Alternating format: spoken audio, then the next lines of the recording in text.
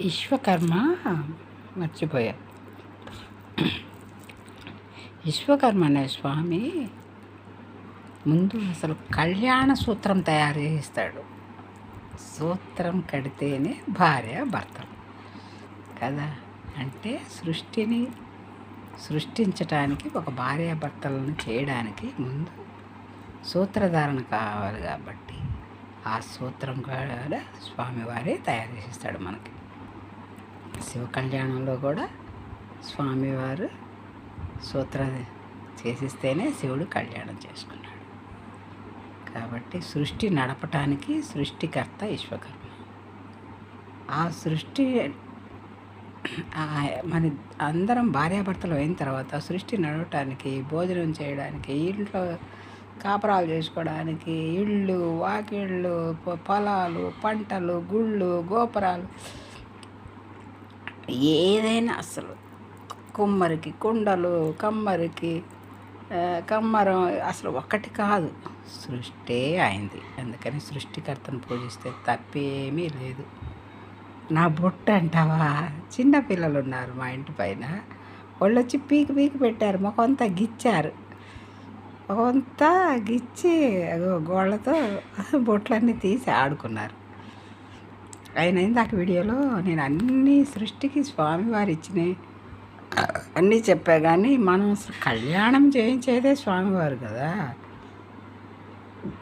ఆయన సూత్రం గురించి చెప్పకపోతే నేను తప్పు చేసినట్టు అవుతుంది. అందుకని సూత్రాలు కూడా స్వామివారే తయారు చేస్తే మన సంసార బంధం అనేది నిలబడుతుంది. కాబట్టి సృష్టికర్త విశ్వకర్మ ప్రతి ఇంట్లో ఉండదగ్గ స్వామి. ఎందుకంటే ప్రపంచాన్ని నడిపించే ఆయన సృష్టించి మనకిస్తే మనం ఇంత వైభవంగా బతుకుతున్నాం. చూసారా, ఒక్కొక్క వాస్తులో ఎన్నెన్ని అంతస్తులు బిల్డింగులు కట్టుకొని ఉంటున్నారు. వాస్తు శిల్పి కూడా విశ్వకర్మే. తెలిసిందా? అందుకని విశ్వకర్మను పూజించండి. బ్రహ్మంగారి సందేశాలు ఆలకించండి, వినండి. వాళ్ళు కూడా మనం బ్రాహ్మణం అనేంత మాత్రాన అందరినీ తీసిపెట్టి పక్కన పెట్టకూడదు. ఎందుకంటే గ్రామ దేవతలందరినీ మనం పూజలు చేస్తూనే ఉన్నాం కదా, వాళ్ళకు మనం నైవేద్యం పెడుతున్నాం కదా. గ్రహించండి, అర్థం చేసుకోండి. ఎంతో మర్మం ఉంది ఈ మాటల్లో. ఇంతకన్నా స్పష్టతగా తెలియపరచాల్సిన అవసరం లేదు. అర్థం చేసుకొని అందరి ఇళ్లలో ఉంటే ఆయన కలిపురుషుడు, కలిని పారదోడడానికి వచ్చిన పరమాత్మ. కాబట్టి స్వామివారిని అందరి ఇళ్లలో పెట్టుకొని ఆయన తత్వాలు రోజుకి 4 వినండి. 40 వినమాకండి, భయం వేస్తుంది. రోజుకు 4 వినండి. అప్పుడు జీవితం ఎందుకు వచ్చింది, మనం ఎందుకు బ్రతుకుతున్నాము అనేది బోధపడుతుంది. ఆయన జీవ సమాధిలో ఉండి కూడా అన్నం నీళ్ళు లేకుండా పరంజ్యోతి అయి ఉన్నాడు. ఎందుకోసం తెలుసా? సృష్టిని ఆయన సృష్టించడాన్ని గమనించి ఆయన ఎంతో ఆవేదన పడి సృష్టి మళ్ళీ రాక కోసం ఎదురు చూస్తూ ఆయన జీవ సమాధిలోకి వెళ్ళిపోయాడు. ఆయన వచ్చే కాలంలో ఎన్ని కోట్ల మార్పులు జరుగుద్దో ఎవరికీ తెలియదు. ఎందుకంటే నా చిన్నతనంలో గ్రాము నాకు తెలుసు, తులం 3000 బంగారు, 2700 రూపాయలు బంగారం అంటే 40 ఏళ్ల క్రితం. ఇవాళ 1,10,000, 25,000 అంటున్నారు. వెనకటి నుంచి కూడా ఇలాంటి పెచ్చ ముండా కొడుకులే దేశం మీద ఉన్నట్టయితే అసలు ఇవాళ బంగారం అంటే అసలు ఎవ్వరికి కనిపించేది కాదు.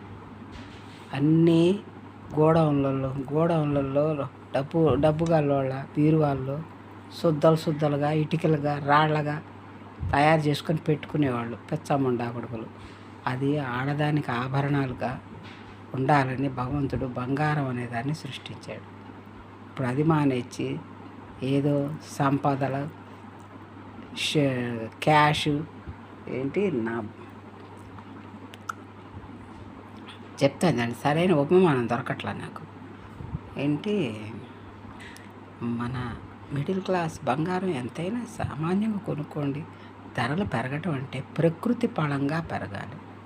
ప్రకృతి పళంగా అంటే సంవత్సరానికి 200, 300, 1000 అలా. అంతేగాని ఇవాళ 10,000, రేపు 20,000, ఎల్లుండి 30,000, ఆ తర్వాత 1,00,000, 2,00,000, 3,00,000 ఏం చేసుకుంటారు? మీ బొంద మీద పెట్టుకుంటారా?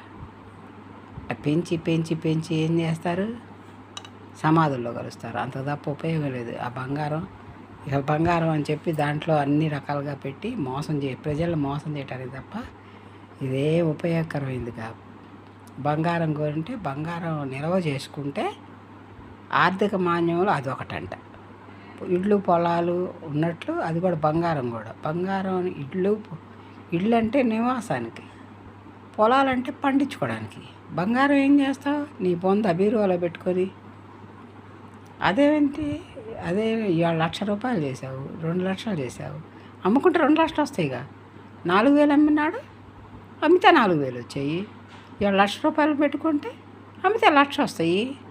దానివల్ల ఉపయోగం ఏముంది? నువ్వు పెంచుకుంటా. ఇప్పుడు నేను కొన్ని రోడ్లకు వెళ్ళి చూస్తున్నాను. అసలు కామన్గా అయితే బ్రిడ్జి మీద ఏదైనా నీళ్ళు వస్తే కనుక ఆ బ్రిడ్జిని పైకి లేపి ఆ బ్రిడ్జి కొంచెం రోడ్డుకి సమానంగా ఎత్తు లేపుకొని అక్కడ బ్రిడ్జి వేసి రోడ్డు లెవెల్ చేస్తారు. కానీ ఇప్పుడు బాగున్న బ్రిడ్జిని పడగొట్టి కొత్త బ్రిడ్జి వేసి, కొత్త బ్రిడ్జి కనీసం 4 అడుగులు ఎత్తు లేపి, 5 అడుగులు ఎత్తు లేపి, తర్వాత దానికి సమానంగా 5 అడుగులు ఎత్తు, 4 అడుగులు ఎత్తు రోడ్లు పోసి వేస్తున్నారు. వీళ్ళందరిని చూస్తే నాకు అనిపిస్తుంది, ఈ లంజగొడుకులకి మోకాళ్ళలో మెదడుందా? మెదడులో మోకాలు ఉందా? నాకు అర్థం కావట్లా. చుట్టుపక్కల మీరు వేసే రోడ్లు, చుట్టుపక్కల ఉన్న ఇరుపక్కల ఉన్న రోడ్లు పక్కన ఉన్న బిల్డింగులు ఏమైపోతాయి? వాళ్ళకి నడువుల లోతు దిగబడి లోపలికుండి కొట్లు, వీళ్ళు పైకుంటే వచ్చిన వర్షం నీళ్ళన్నీ ఎడిపోతాయి కొట్లల్లోకేగా. వాళ్ళందరూ ఏమైపోతాయి? ఉసూరుమని ఏడవరు. మీకు తెలివి ఉందా? తెలివి లేదా? రోడ్లు వేసే విధానం అదేనా? ఉన్న రోడ్లని పొక్లైన్ పెట్టి గీకండి. గీకి దాన్ని ఏం చేయాలో అది చేసి ఇంజనీర్ల ద్వారా మళ్ళీ సిమెంట్ తారేయండి. అంతేగాని బ్రిడ్జి అంతెత్తు 5 అడుగులు ఎత్తు లేపటం ఏంటి? 5 అడుగులు ఎత్తు లేపిన బ్రిడ్జికి మళ్ళీ చుట్టూ ఈదరి నుంచి ఆదరి దాకా కొట్లన్నీ బూడిపోయేట రోడ్లు ఎటువంటి ఏం చేస్తున్నారు? ఏమైపోతారు ఇరుపక్కలు ఉన్న వాళ్ళు? భూములు బూడకపోవటంగా 5 అంతస్తులు ఫ్లోర్లు ఉన్నాయి కదా, దాని అంతా ఎత్తేయండి, పేడ వదిలిపోద్ది, సమాధులు అవుతారు. రోడ్డు పక్కన ఉన్న మొత్తం బిల్డింగ్లన్నీ జీవ సమాధి అవుతారు. అట్లాగే ఉంది ఇప్పుడు బంగారం తంతు కూడా. నాకేంటంటే ఈ సమాజం మీద వీళ్ళు చేసే చేష్టల మీద నాకు భలే కోపం వస్తుంది. కానీ ఏం చేస్తాం? మనం ఏం చేయలేం. ఆడపుట్టక పుట్టాక ఏమీ చేయలేం. వెనకటి రోజుల్లో బందిపోటు దొంగలు వాళ్ళందరూ అందుకే వచ్చారు. అప్పటి రోజుల్లో ఎక్కడైతే డబ్బు గల్లాళ్ళు ఉన్నారో వాళ్ళని మక్కిలేరక దాన్ని డబ్బంతా వేసుకొని పోయేవాళ్ళు. మూటలు అలీబాబా 40 దొంగలు చూశారుగా. అట్లాగే వాడు బంగారం మీద డబ్బులు కోట్లు వచ్చినాయి కదా అని వాడు కొనుక్కొని తెసిపోయి బీరువాలో పెట్టుకుంటే వాడేముంది 50,000, 60,000, 70,000 బదులు చేస్తాడు. ఆ బీరువాలో ఉంటుంది కదా బంగారం. ఏంటి దానివల్ల ఉపయోగం? పనికి తెలివితేటలు మానేసి ఇంకేదన్నా పెట్టుబడుల గురించి ఆలోచించుకొని బంగారాన్ని దయచేసి వదిలిపెట్టండి. అది ఆడవాళ్ళ సొత్తు, ఆడవాళ్ళ అలంకారానికి పనికొచ్చే సొత్తు. ఇవాళ మీరు ఎలాంటి నిష్ఠదైద్ర పనులు చేయబట్టి 1 గ్రామ్ గోల్డ్ అని పిచ్చి నగలు వేసుకొని ఆడవాళ్ళు తిరుగుతున్నారు. అలాంటి దుస్థితి కలిగించింది మీరే. ఆడవాళ్ళు లేనిది ప్రపంచమే లేదు. ప్రతి బిజినెస్ ఆడవాళ్ళదే. ఆడవాళ్ళు ఉంటేనే సృష్టికి అందం, ఆనందం. పిచ్చి గోల్డ్ వేసుకొని బయటికి పోయిన ఆడపిల్ల ఏమనుకుంటుందో తెలుసా? చూసేవాళ్ళు ఏమని అనుకుంటారు? ఇంత పొగరు, ఇంత గరాణాగా వచ్చింది, పిచ్చి నగలేక అంటారని భయపడుద్ది. కానీ ఆమె కట్టుకున్న చీరకి అలాంటి జ్యువెలరీ ఉంటేనే సెట్ అయింది. అదే నార్మల్గా 50 గ్రాములు వచ్చేసి 30,000 చేశారు. ఆ 30,000 పెడితే 2 లక్షలు పెడితే ఒక హారం వచ్చిందనుకో బాగానే ఉంటుంది. కానీ 10 లక్షలు పెట్టి హారం చేయించుకోవటం ఏంటి? ఏమన్నా ఉందే? 100 గ్రాములు అంటే 10 లక్షలు. అందరికి ఉంటాయా 10 లక్షలు, 25 లక్షలు? ఒకవేళ ఉన్నా దాన్ని ఇంట్లో భద్రపరచగలమా? మోకాళ్ళలో పెట్టుకోమాకండి మైండ్. కోట్లు కోట్లు మీకు ఉంటే ఉండొచ్చు. ఆ కోట్లు ఏమైనా కరగదీసి ఎక్కడన్నా పెట్టుకోదలుచుకుంటే పెట్టుకోండి. తర్వాత మీరు చచ్చాకో మీ పిల్లలకి ఉపయోగపడుద్దనో ఏదో చేయండి. కడుపులో ఆ కట్టలు ఇప్పుడు ప్లాటినం అని అయ్యని రత్నాలు, రవ్వలు రత్నాలు వస్తున్నాయి కదా, ఒక ఊరినే కొనొచ్చంట ఒక వజ్రం. అలాంటివి కొనుక్కొని మీ డొక్కల్లో పెట్టుకొని కుట్లు వేసుకోండి. అప్పుడేమైందంటే మీరు చచ్చినా బతికుని మీరు చెబితే పిల్లలు తీసుకుంటారు, చస్తే మీతో పాటు అది కూడా వస్తుంది. అంతేగాని బంగారం వెంబడబడి బంగారాన్ని అంతంత రేట్లు పెంచి చేయమాకండి. మీరు ఎంత రేట్లు పెంచినా ఎంత కొంటే అంతకు అమ్ముకుంటారు కదా. ఎంత కొంటే అంతకు 10,000 కొంటే 10,000కి అమ్ముతాం, 20,000 కొన్నప్పుడు 20,000కి అమ్ముతాం. దాని మీద మీ పొంద మీ బూడిద మీకు వచ్చి పడే లాభ నష్టాలు ఏమీ లేవు. రత్నాల మీద పడండి, ఎందుకంటే అవి మీకు తగ్గోళ్ళే కొనుక్కుంటారు కాబట్టి ఇక ప్రాబ్లం ఏమి ఉండదు. రత్నాలు బాక్సులు కొనుక్కొని బీరువాల్లో పెట్టుకుని, లేకపోతే డొక్కల్లో కానీ మెదడులో కానీ పెట్టి కుట్లు వేసుకోండి. కానీ దయచేసి బంగారం వెంబడపడమాకండి. బంగారాన్ని వదిలిపెట్టండి. బంగారం సామాన్యులకు అందుబాటులో. మళ్ళీ ఈ పిచ్చికోళ్ళు 30,000కి ఇస్తానని చెప్పారు మోడీ గారు. 9 గ్రాములు 9 క్యారెట్లు నా 100 క్యారెట్లు అట్లా కాదు, మామూలు బంగారమే 30,000కి వచ్చేట్లు చేయండి. ఇక దాన్ని జీవితకాలం వదిలేయండి. ఒక 100 సంవత్సరాల దాకా తోలిపోమాకండి. మీలాంటి నిష్ఠదైద్యులు ఉండబట్టి ఏది అందకుండా పొందకుండా పోయి అంతా డూబు కల్తీ. రోడ్లు చూస్తే వాడు 5 అడుగుల రోడ్డు ఏంటి ఇళ్ళ కొట్ల ముందు, కడుపుకు అన్నమేగా తినేది. అటుపక్కల ఇటుపక్కల వాళ్ళు కొట్లన్నీ మూతపడిపోతాయిగా. వచ్చిన వర్షం నీళ్ళన్నీ కొట్లలోనే ఉంటాయిగా. దానికి 1,00,000 ఉపమానాలు మీరు చెప్పినంత మాత్రాన అదేం కరెక్ట్ అవ్వదు.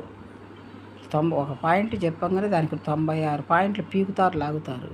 అదేం కరెక్ట్ ఏం కాదు.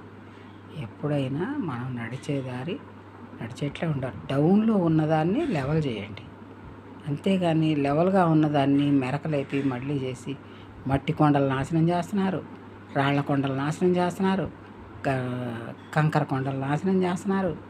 మొత్తం అసలు మీరే నాశనం అయిపోతే ఏ పేచీ ఉండదుగా, పేడ వదిలిపోద్ది. ఆ కాలం కూడా వస్తుందిలే. నేను చెప్పానుగా బ్రహ్మం గారి గురించి. కానీ నా కడుపులో ఆవేదన అట్లుంది. రోడ్డుకు పోతే అదొక సమస్య. ఆటో వాళ్ళు ఇటుబడి ఆటో బళ్ళు తోలుకోలేక గుంటల్లో చక్కగా గుంటలు పూడ్చి రోడ్డంతా లెవెల్గా గీకి దాని మీద తారు పోస్తే ఎంత బాగుంటుంది. మహా అయితే 2 బెత్తలు ఎత్తులేస్తుంది. లేవలేదా, మట్టి తవ్వి తీసిపోయండి, దాన్ని ఒక కొండలాగా చేయండి.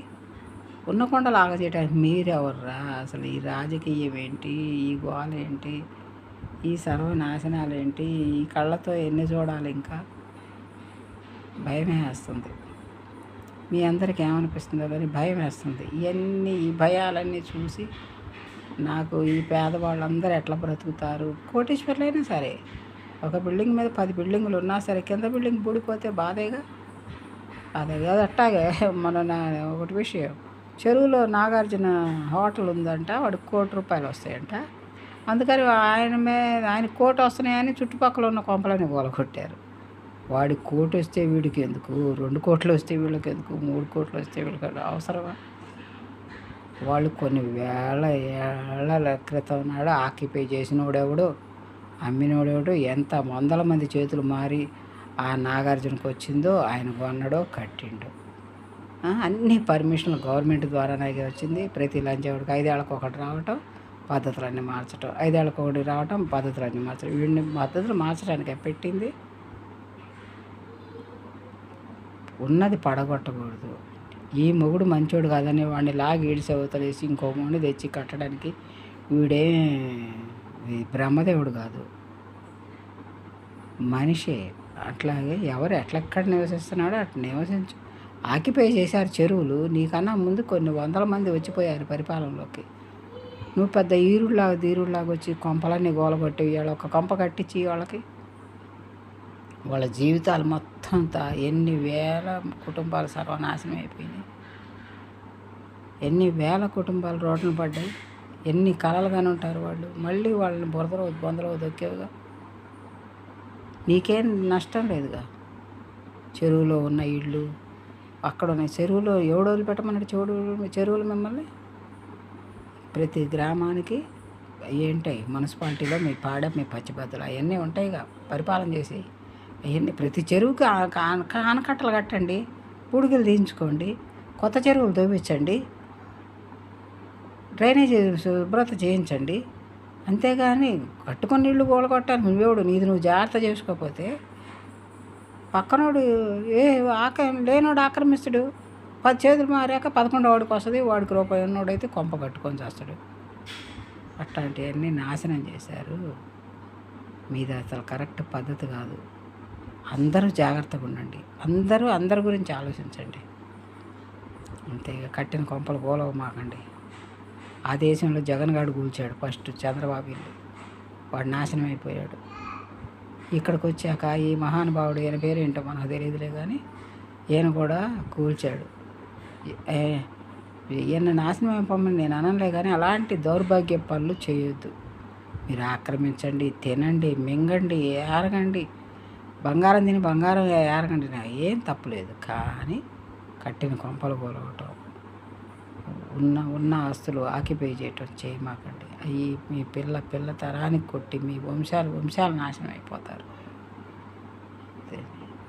నేను చెప్పదలుచుకుంది ఏంటో ఏం చెప్పానో కూడా నాకు అసలు గుర్తే లేదు. నా కడుపులో ఆవేదన అట్లుంది. నేను కూలగొట్టినవన్నీ చూసి వచ్చాను. నేను చాలా రోజులు దుఃఖపడి ఏడ్చాను. తీరా ఇక్కడికి వచ్చి చూసేవాటికల్లా ఇప్పుడు ఈ రోడ్లు పోస్తున్నారు, బ్రిడ్జి అని కట్టి దాన్ని ఒక 10 నెలల బట్టి వదిలిపెట్టి మళ్ళీ ఇప్పుడు దానికి ఇద్దరు రోడ్లు పోస్తున్నారు. అటుపక్క ఇటుపక్క దుమ్ము ధూళిలో కొట్లు ఉన్న సరుకులు లక్షల ఖరీదులు చేసే సరుకులు పెట్టుకొని వాళ్ళు దేవుడో అని ఏడుస్తున్నారు.